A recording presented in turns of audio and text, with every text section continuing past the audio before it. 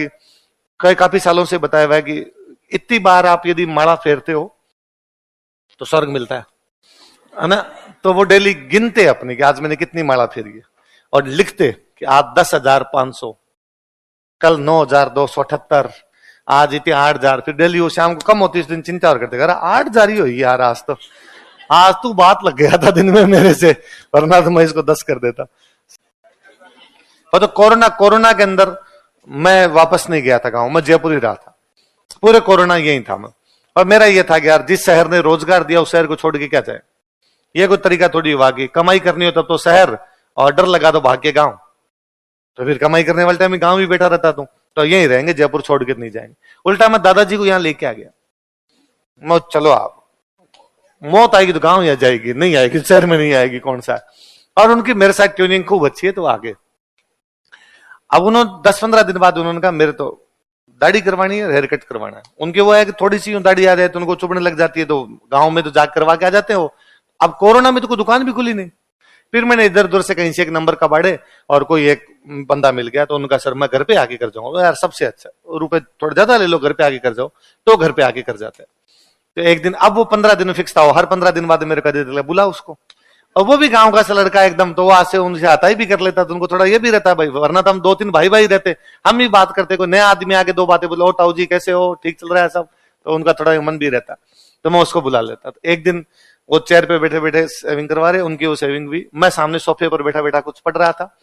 फिर उसको कहे, वो कहेंगे दाढ़ी काट दे। तो उसने मेरी तरफ देखते, मैं भी अचानक चमका, इनके ऐसा क्या हुआ, तो क्या हुआ, तो क्या इसकी कर दे, दाढ़ी कर दे। तो यार नहीं भैया की खूब अच्छी लग रही है, मैंने तो पिछली बार खुद ही इनको कहा था कि बढ़ा लो थोड़ा, शेप में आ जाएगी सही एकदम। उसने अपने लॉजिक दिया, अरे कौन सी अच्छी लग रही है, ये सुबह सुबह जब छाछ पीता है, दही खाता है, पूरा हो जाता है। यार इनके लॉजिक अलग प्रकार के हैं। लिखो जनजाति, सकारात्मक लिख लो, मैं बता दूं। हाँ फिर ये उसको मैंने कहा थोड़ी थोड़ी कम कर दे, उसने थोड़ी थोड़ी कम, तो वो भी राजी हो जाए, वाह ठीक। फिर बीच में और कोरोना में साफ भी करवा ली थी, तो उनको थोड़ा ठीक लगा कि हाँ ठीक करवा रहा, थोड़ी बहुत बात मान लेता है अपनी। पर मैं उनको दिल्ली बैठ के भागवत पुराण सुनाता, मैंने पुराण पढ़े कोरोना में, भागवत पुराण, विष्णु पुराण और एक शिव पुराण है कोई और पढ़ा, तो तीनों सुनाए उनको, कि मैं दिल्ली उनको बिठाता, मैं उनको आता है पुराने टाइम में पढ़ा हुआ है, और अब आंखें साथ नहीं देती, तो अब उनसे पढ़ा नहीं जाता। फिर मैं उनको पढ़ा के सुनाता, और उनको खूब सारी बातें पता होती, तो मैं पूछता भाई ये लाइन क्यों है, तो उसके अर्थ भी बता दिया करते, तो उनका वो थोड़ा ठीक रहता है। गांव होता तो मेरे को पुराण कौन सुनाता, तो यहाँ पे तो तुम थोड़े पुराण वगैरह सुना देता है। बाकी मुझे ये लगा था कि वो टीवी देख लेंगे, पर उनका कोई इंटरेस्ट नहीं, 1% इंटरेस्ट नहीं। उल्टा मैं टीवी लगा था, बंद कर यार, क्या लगा दिया। कारण उसका, क्योंकि एक तो मैं देखता कि रामायण महाभारत दिखा दूंगा सारी की सारी, वो सब हिंदी में आते हैं, उनके लैंग्वेज बैरियर्स, उन्हें लगता मैं यूं पढ़ा हुआ सुनाऊं, वो भी हिंदी में मैं सुना रहा हूं, पर वो उनको समझ में आता है, पर यूं बोले हुए वो डायलॉग सन उनके यूं पल्ले पड़ते नहीं सीधे सीधे, तो फिर उनके आंखें साथ नहीं देती इतना, तो फिर वो था कि हाँ तो पढ़ के सुना दे। या फिर उनको किसी ने यूं बता दिया था कि काफी सालों से बताया हुआ है कि इतनी बार आप यदि माला फेरते हो तो स्वर्ग मिलता है ना। तो वो डेली गिनते अपने कि आज मैंने कितनी माला फेरी है, और लिखते कि आज 10,500, कल 9,278, आज इतने 8,000। फिर डेली वो शाम को कम होती, इस दिन चिंता और करते 8,000 ही हुई यार आज तो, आज तू बात लग गया था दिन में मेरे से, वरना तो मैं इसको 10 कर देता। समय का थोड़ा वो नहीं रहता। सुबह ये था उनके, भाई 4 बजे उठ जाते हैं, तो गांव में 4 बजे उठ जाते हैं, तो मम्मी या गांव रहते हैं तो ताई जी ने वो चाय बना के दे देते। या मैं था कि भाई आप तो जब भी उठो, वैसे 4 बजे मेरी आंख खुले नहीं खुले, पर आप तो मुझे उठा देना, मैं चाय बना दूंगा आपको। पर उनके टाइम वाला रहता नहीं, वो कई बार 2 बजे उठा देते, उठ जा रहा है चाय बनना है। मैं 1 बजे तो खुद ही सोता, मैं यार 4 बज गए, मैं उठता अब 2 बजे, 4 बज गई तेरे घड़ी में सही देख। फिर उनको वापस कहता कि सो जाओ थोड़ी देर और, अभी 2 घंटे बाद में थोड़ा और, उसके बाद बनाते हैं। पर अच्छा लगता है, आप भी बैठा करो जाके। और मेरे तो सबसे अच्छा वो है कि बस पुरानी पीढ़ी को पता नहीं कितना नॉलेज है जो उनके साथ चला जाएगा। एक दिन हम उस समय 3 भाई रहते, कजन आपस में ही, और वो उनको आए हुए, तो मेरे रूम के अंदर वो रहते, एक रूम में एक भाई, एक रूम में एक भाई। उनके एग्जाम वगैरह की तैयारी चल रही थी, वो पढ़ रहे थे। मैंने उनको भी गांव नहीं जान दिया, यार बैठे हो ना, क्या है, अपने तीनों यहीं बैठे। तो मेरे वाले रूम में रहते थे। एक दिन मैंने यूं ही नॉर्मल उनसे पूछा कि आपका जन्म तो आजादी से पहले हो गया? तो उनका हाँ। तो भारत में प्रधानमंत्री कौन कौन बने, आप तो सब जानते हो, सारे प्रधानमंत्री। उनका हाँ।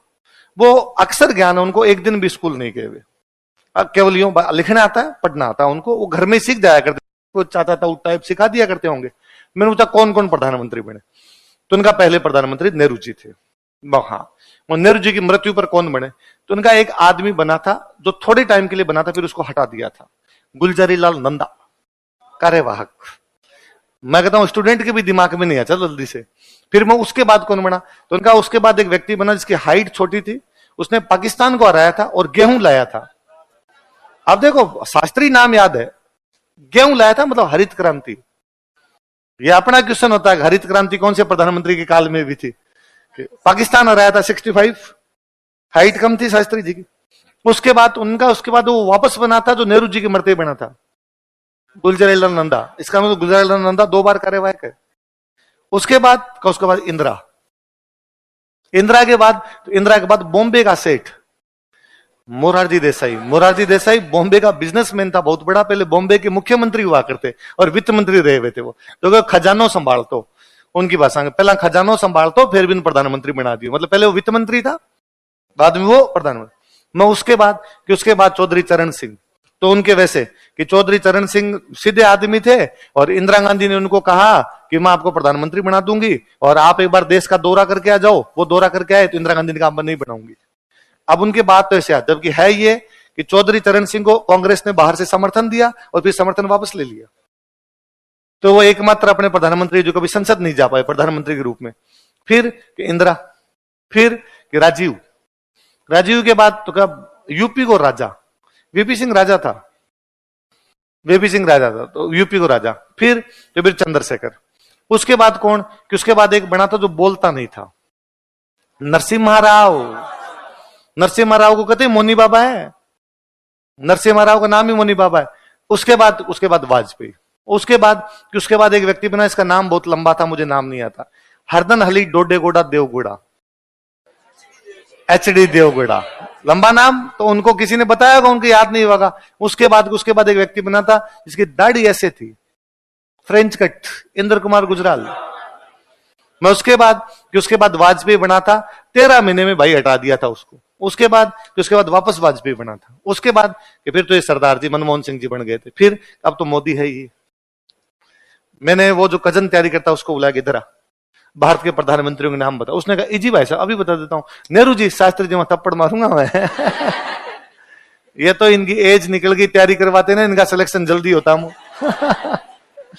प्रधानमंत्री कौन कौन बने आप तो सब जानते हो, सारे प्रधानमंत्री। उनका हाँ। वो अक्सर ज्ञान है उनको, एक दिन भी स्कूल नहीं गए हुए।